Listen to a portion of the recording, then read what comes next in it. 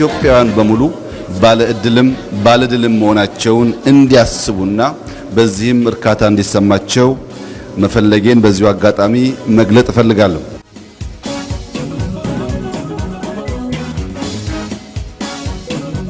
የአባቶቻችንን ትልምና ፍላጎት በማሳካት ሀገራችንን በጸና መሰረት ላይ ማቆም የዚህ ትውልድ ዋነኛ ኃላፊነት መሆኑን መገንዘብ ያስፈልጋል።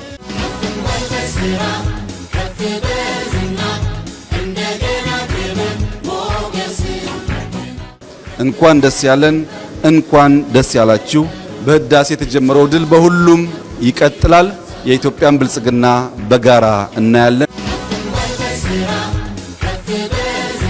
ታላቁ የህዳሴ ግድባችን ከፍጻሜ ለማድረስ በአንድ ልብና በጽናት እንደምንቆም ዓለም ሁሉ እንዲያውቀው እንፈልጋለን።